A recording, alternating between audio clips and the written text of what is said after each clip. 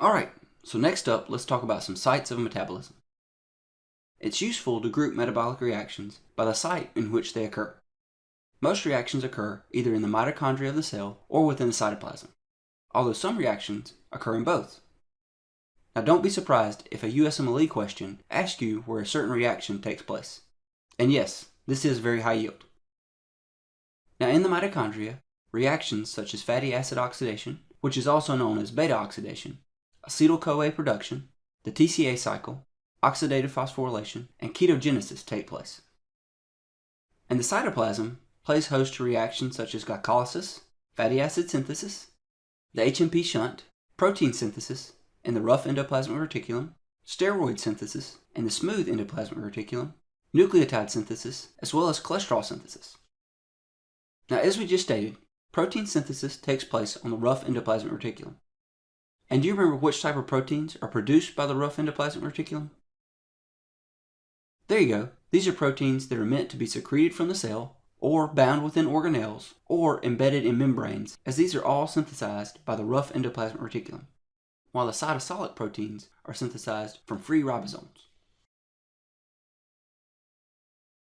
And just to review, where does steroid and cholesterol synthesis take place again? There you go. That occurs on the smooth endoplasmic reticulum. Now, can you name a few reactions that take place in both the mitochondria as well as the cytoplasm? There you go. These include heme synthesis, the urea cycle, and gluconeogenesis. And an easy way to remember these is it takes two to hug.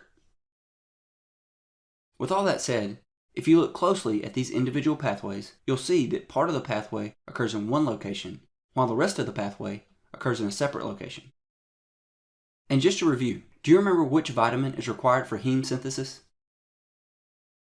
There you go. That'd be vitamin B6, or pyridoxine, and it's used to convert succinyl-CoA and glycine to aminolavulinic acid, which is the first step in heme synthesis. Alright, now let's take a shot at a flash quiz. Glycolysis occurs in the, there you go, cytoplasm, whereas the TCA cycle occurs in the, great, the mitochondria. Now it's important to remember where these two pathways occur.